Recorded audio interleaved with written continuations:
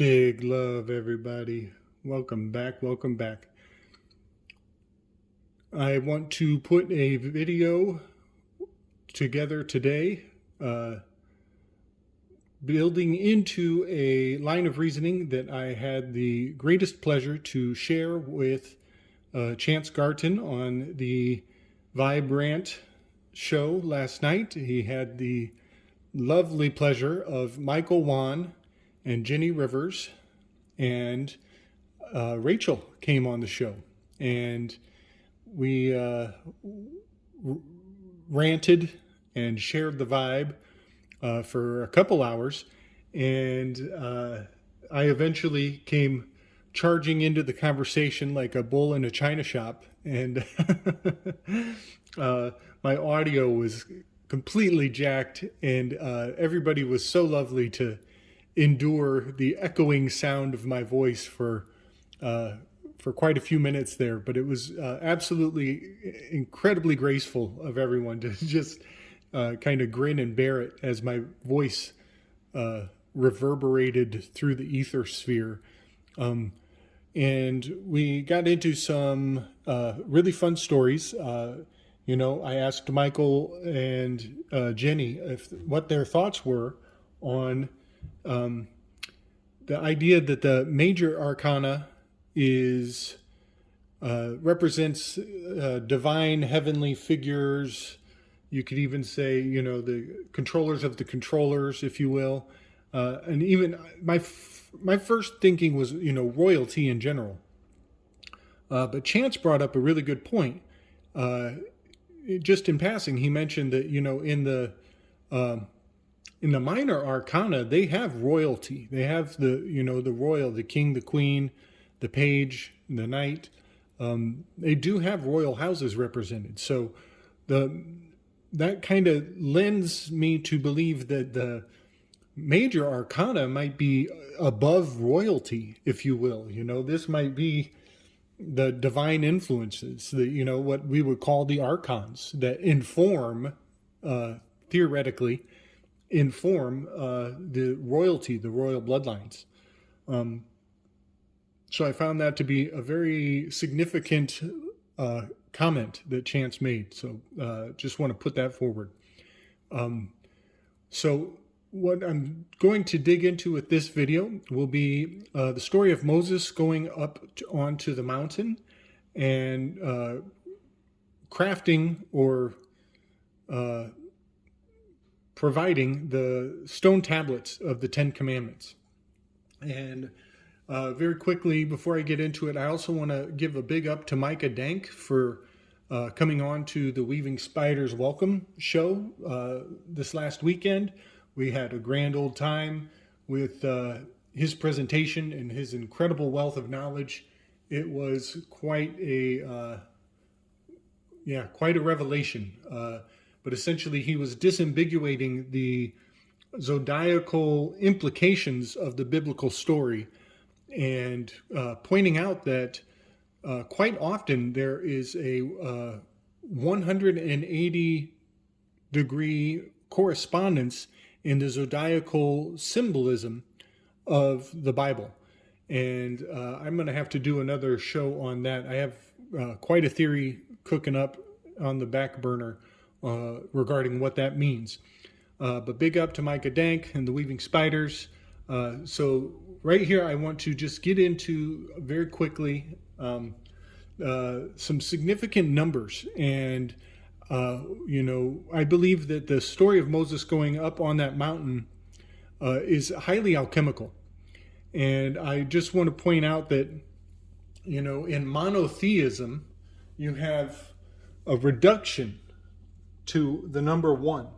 All of the gods of the pantheon are reduced to a single god. So oftentimes the elements of godly influence get funneled into the singularity of monotheistic storytelling and myth. So one thing that I've seen is that Vulcan is a pivotal character in the Greek and Roman pantheon. And I've gone into this before, but the volcano is Vulcan. He is the divine metallurgist. He is the smith. He is the agent smith who creates the sword of fire for the Lord when Adam and Eve are cast out of the Garden of Eden. So I just want to point out the fact that in the story of Moses going up on the mountain, bringing the stone tablets, there is a lot of alchemy at play. There is a divine metallurgist who is crafting this story. And at the top of the mountain is where the volcano, where the cauldron, where the forge of Vulcan can be found. And so I just want to point that out. Micah Dank kind of brought that forward, discussing how the golden calf could only be created if they found a smelter in the desert. But I want to bring forward the fact that Vulcan is definitely at play and has been reduced to that singularity of the monotheistic paradigm. So Moses goes up to the top of the mountain. He communes with the Lord, Yahweh, who is sometimes considered also Vulcan. Big up to Dizerda for pointing that out. And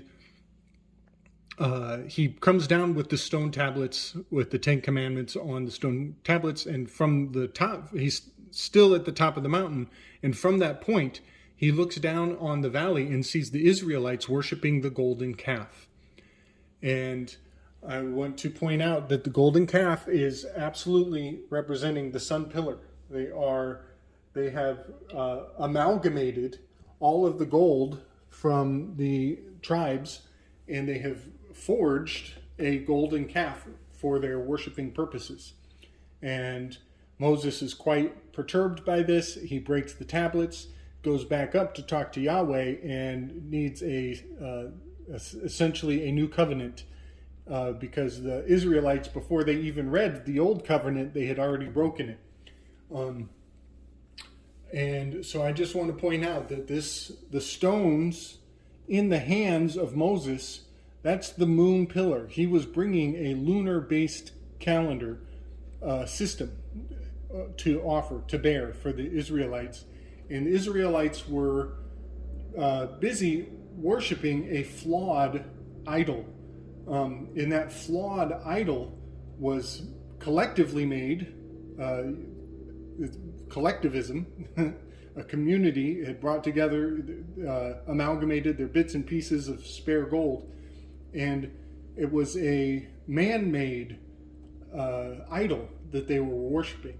And this goes back to the Federal Reserve claiming all the gold, amalgamating the gold of America. We've been replaying this trauma for in many ways for many generations.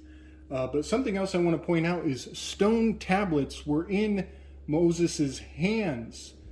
Well, funny enough, our hands have little tables, tablets, little tables on our hands. And on your hands, you'll see that there are 3 pads on each of these fingers. Times 4 gives you 12. And on this finger, this unique digit, the thumb, is only 2 pads. 1, 2 pads. And that adds up to a grand total of 14 pads on your finger, or on your hand. And the significance of this cannot be undervalued, cannot be understated. 14, and he had 2 hands. 14 and 14 gives you a perfect 28-day lunar cycle, and which is central to the construction of the calendar. It is the foundation. It is the building blocks. It is the proof that our body is made in the image of the world, the dynamics of the place that we are in. So this is going to be pivotal. This 14 and 14 and the hands of God, the hands of man, and the imprinting of the divine design on our body as a reflection of the heavenly dynamics. And that is what I will be moving into in the next video. But before I go there, I just want to point out, I believe that the moon pillar is, it represents the private side. It represents the infallibility of consistency of a mathematic-based unified theory of the system that we are in. And Moses was up on top of the mountain. He was above, he was elevated. Over here, I just want to point out with the sun pillar and the golden calf, here we have the public side. So Moses was alone. He was one man by himself. That is privacy. That is the loner, the individual. But when you go into the public side in law, you are joining the collective. You are subject to a fallible, man-made, moral relative system where the months might be 31 days 1 month. It might be 30 days or 28 days. It depends on how many days they want to tell you it is that month. So the solar pillar and the solar-based Gregorian calendar is a flawed, imperfect system. It has ebbs and flows like the value of gold. I want to awful. I want to put the word awful forward here. So awful is the A-U. Aw is gold, and is it full or is it fall? This is awful. When the value of the gold falls. Awful. AU is gold. Full. Is it full or is it falling? It's fluctuating. It's moral relativism. And in the private side, you still have the integrity of the individual choice. Your free will is still intact. When you come into the public side, you got to give up your gold. You got to be part of this flawed golden calf worshiping vulnerable. You're vulnerable. You're exposed in the public side. So this is the sunny time of the year. This is where the awe is falling. This is the time of year where we move from summer to the fall. So these two S's that I've drawn are the two halves of the analima. And so here we have the red half is going from the summer dropping down into the fall. That is why the Israelites were in the valley. They were down below. And over here on the moon pillar where Moses was, we have the other half of the year is the winter into the spring, the building up. He was climbing up the mountain to reach a higher understanding, to look down upon the public side, the valley. So when you put these two shapes together, these two snakes, two serpents, you get the analima. And the analima is crucial to understanding where I'm about to take this. And these points where this S-curve, this perpetual S-curve, the points where it touches, you get the solstice, summer. Oh, I got my bad marker here. You get your summer solstice, you get your winter, and then you get your fall and your spring. Equinox and solstices are the touching points, the four touching points of this double S curve, which is this is the dollar sign. This is the where your values, where do you put your values, where your faith goes, where your trust is. Is it in the collective or is it in the solidarity of self, the moon pillar or the sun pillar? So those are some of the crucial ingredients for where I want to take this line of reasoning and kind of reinforce the story that I posited to Michael and Jenny and Rachel and Chance last night.